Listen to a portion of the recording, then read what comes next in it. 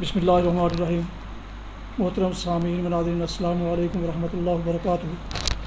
امید ہے کہ اللہ تعالیٰ کی فضل و کرم سے خیریت سے ہوں گے۔ اللہ تعالیٰ آپ کو، آپ کے اہل خانہ کو ہمیشہ اپنی حفظ و امان میں رکھے۔ 5 رمضان المبارک سن 1443 7 اپریل 2022 کی مبارک صبح آپ کی خدمت میں یوٹیوب چینل سے راہ ہدایت کا نجات کے سلسلے کا ولاگ دین کی باتیں، روزے کے مسائل پیش کر رہا ہوں۔ شروع کرنے سے پہلے گزارش ہے کہ جن دوستوں نے ابھی تک میرے یوٹیوب چینلز کو سبسکرائب نہیں کیا وہ سبسکرائب کر کے، لائک کر کے، بیل آئیکن کو ضرور پریس کر لیں تاکہ آنے والے ایسے روحانی اور قرآنی دینی مسائل آپ تک باقاعدہ پہنچتے رہیں اور آپ کے لیے باعث خیر، باعث برکت اور باعث ثواب ثابت ہوں۔ شروع کرتے ہیں راہ ہدایت و نجات کا ولاگ دین کے مسائل۔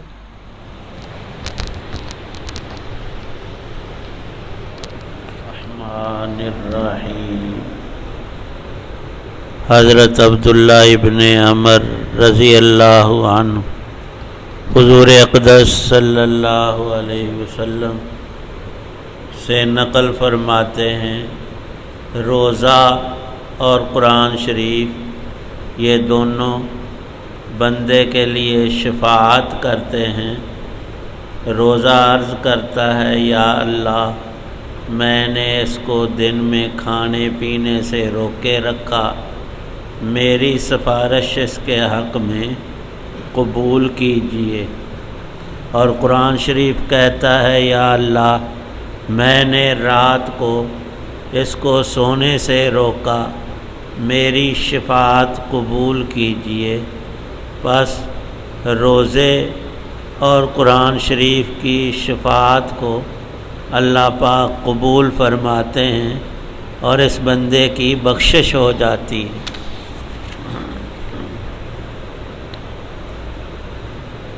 حضور اقدس صلی اللہ علیہ وسلم کا ارشاد ہے، قیامت کے دن اللہ کے نزدیک قرآن شریف سے بڑھ کر کوئی سفارش کرنے والا نہیں ہوگا، نہ کوئی نبی نہ فرشتہ۔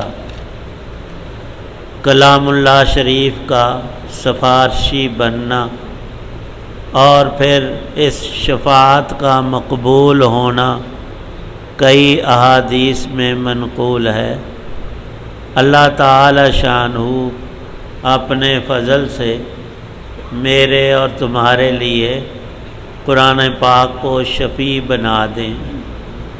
حضرت عبداللہ ابن عمر رضی اللہ عنہما حضور اقدس صلی اللہ علیہ وسلم کا ارشاد نقل کرتے ہیں، 3 آدمی ایسے ہیں جن کو قیامت کا خوف دامنگیر نہیں ہوگا، نہ ان کو حساب کتاب دینا پڑے گا۔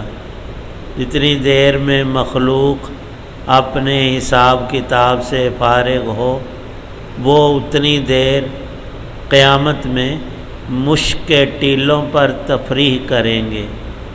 وہ 3 شخص یہ ہیں، ایک وہ جس نے اللہ پاک کی رضا کے لیے قرآن شریف پڑھا اور امامت کی اس طرح کہ مقتدی اس سے راضی رہے۔ دوسرا وہ شخص جو لوگوں کو نماز کے لیے بلاتا ہو، صرف اللہ کی رضا کے لیے، مؤذن۔ تیسرا وہ شخص جو اپنے مالک سے بھی اچھا معاملہ رکھے اور اپنے ماتحتوں سے بھی خوش اخلاق آدمی۔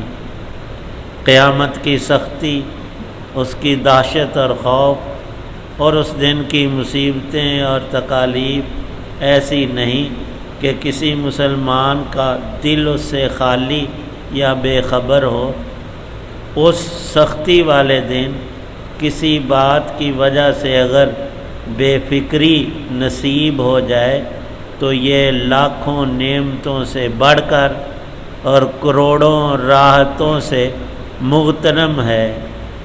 پھر اس کے ساتھ اگر تفریح تنعم بھی نصیب ہو جائے تو ایسی قسمت کہ کیا کہنے اس شخص کے جس کو یہ میسر ہو۔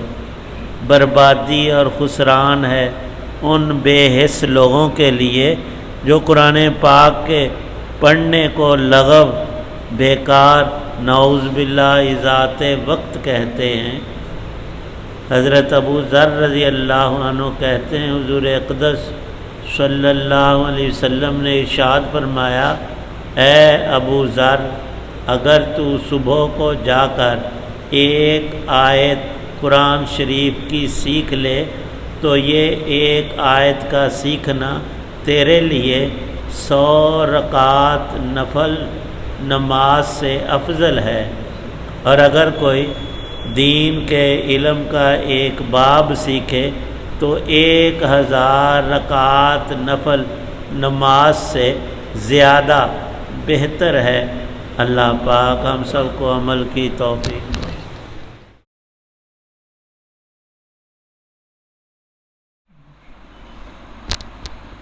ابھی آپ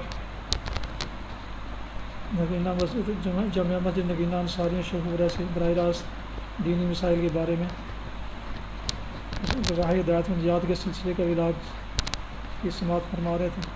مدرس تھے جناب قاری حافظ مولانا محمد اقبال صاحب، خطیب جامعہ مسجد نگینہ انصاریہ شیخوپورہ۔ درخواست ہے کہ جن دوستوں نے ابھی تک میرے یوٹیوب چینل کو سبسکرائب نہیں کیا وہ سبسکرائب کر لیں، اور اگر مناسب سمجھیں تو اسے دوستوں سے بھی شیئر کر لیں تاکہ یہ روحانی اور قرآنی علاج جو سراسر باعث خیر، باعث برکت، باعث ثواب ہے، ان تک بھی دوستوں کو بھی شیئر کر سکیں، اور آپ کو بھی یقیناً اس کا اجر ملے گا۔ اللہ تعالیٰ آپ کو، آپ کے اہل خانہ کو ہمیشہ اپنی حفظ و امان میں رکھے، آمین۔ اپنا بہت خیال رکھیے، اپنی دعاؤں میں پاک وطن، والدین، اعزاء کار، دوستوں احباب کے علاوہ اس ناچیز کو بھی اگر انہیں شامل کر لیں گے تو انتہائی شکر گزار ہوں گا۔ السلام علیکم ورحمۃ اللہ وبرکاتہ۔ پاکستان زندہ باد۔ اللہ حافظ۔